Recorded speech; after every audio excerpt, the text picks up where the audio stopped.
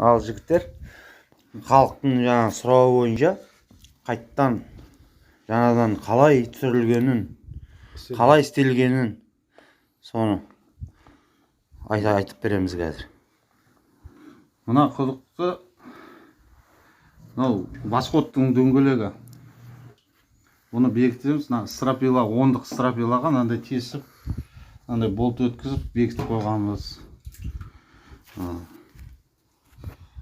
Сосын астында да дәл осындай дөңгелек бар. Оған мынандай арқан өтеді резинкамен. Стропиланы узновой төменге дейін апарған. Резина әр 50 см сайын қойса да болады, 30-дан қойса да болады. Мынандай түйіндеп қоясыз. Мына трубка кәдімгі 70-тік, одан кейін астыңғы 50-лік септикке қойып жүрген трубалар. Орысша айтқанда. Сосын мынандай упор беріп қою керек. Мына труба қозғалмау үшін мынандай ағаш бекітіп қоясыз. Астынан да Үш жерден бекітіледі. үш жерден бекітіледі. Сосын мына центрге келтіру керек. Мына дөңгелектің арқан центрімен келген кезде еш жерге тірелмеу керек та. Осы айналдырған кезде суды көтере береді жорғалар.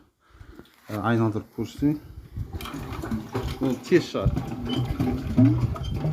1-2 айналдырсаң өзі шығып тұрады су. Мінекей. Қатты айналсаң қатты шығады.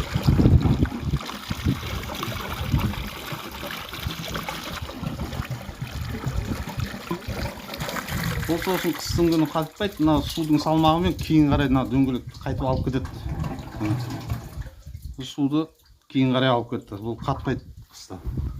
Қыста егер қатады деп күмәндансаңыз, қайттан былай қарай айналдырып жіберсеңіз болды.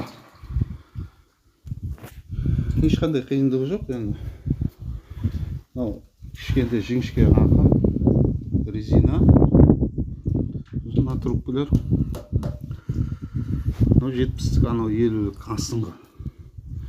Астыңғы неге өлшейсіз? Астыңғы резинаның астыңғысына 50-лікке өлшеу кесу керек. Мынандай. Болды, астында да дәл осыны дөңгелек. Стропила астына дейін барған. Астына дейін барған, астына былай кетіп қалмау үшін ағаш қақып қойғанбыз. Үстінен де қақып саламыз, цементке бекітіп қойғанбыз. Төмен түсіп кетпейді.